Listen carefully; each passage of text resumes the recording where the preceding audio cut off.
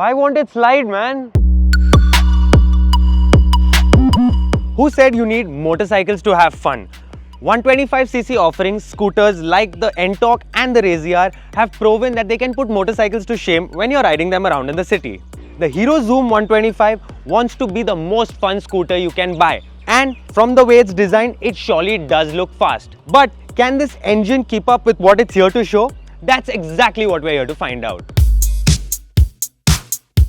Let's talk fun and performance. So straight off the bat, as soon as you start riding the Xoom 125, I did feel like the acceleration is very linear. It has a good punchy engine, so you have really nice and peppy acceleration. On the first straight that I found, the open straight that I found, I was easily able to get to 90 kilometers per hour. So that means that riders who want to take this on the highway will also be able to do so. 125cc scooters have been known for their peppy performance in the city, which makes them a lot of fun to ride. Now, as you can see, all I need to do on the Xoom 125 to pass anything in the city is flick my throttle and we've gone ahead.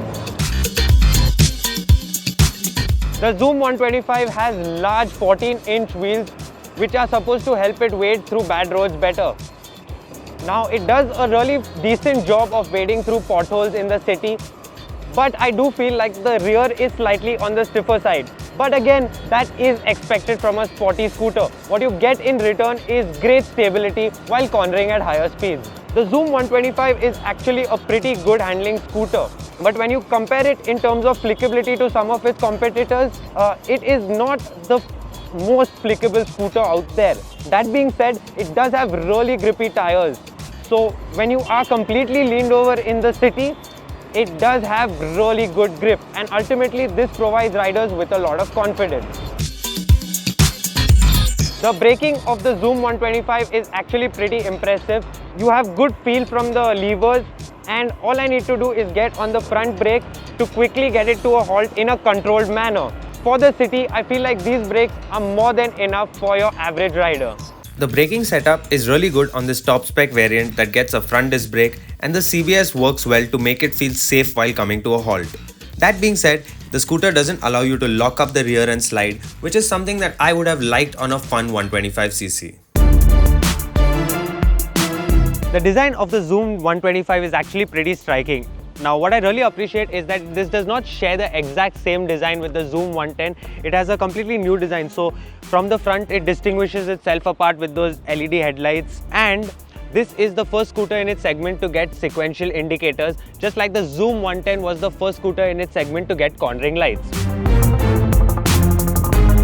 So there are a bunch of color options to choose from on the Xoom 125, so every rider has what they really need over there. If we talk about this front section over here, I do feel like it is very tiny for a 125cc scooter, and this console, it does not go with the modern sporty theme of the scooter. The Xoom 125 is a very practical scooter. I'm 5'7", I fit pretty well astride it.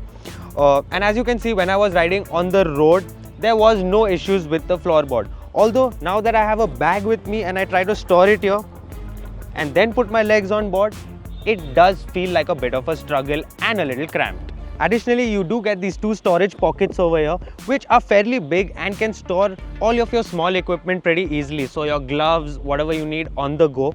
And the left one here can also hold your phone, and it has a USB charging port as well.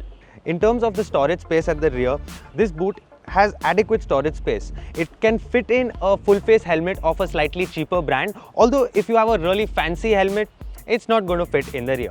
And if you are the type of rider who does not like carrying his laptop bag on his back and wants to store it somewhere, unfortunately, that's not going to fit in here either. The top spec ZX variant is available with the option of 4 color schemes, while the base variant only gets 2 color options. The ZX variant gets a front disc brake, machined alloy wheels, and also offers features such as sequential indicators, a USB charging port, turn-by-turn navigation, and an underseat light. For all of these features, riders will have to shell out an additional Rs 6,000, which is not bad for all the extra stuff that you are getting on offer.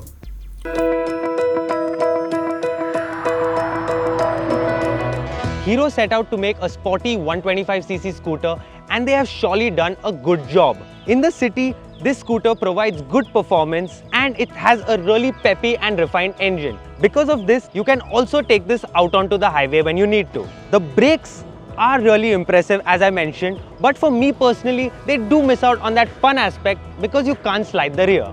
But if you are looking to balance it out with practicality, the Xoom 125 isn't quite there yet. What would have helped its case is a larger underseat storage and a bigger floorboard. Now this top spec variant over here is priced at Rs 92,900 ex showroom, and at this price it is surely worth considering if you are in the market for a sporty 125cc scooter.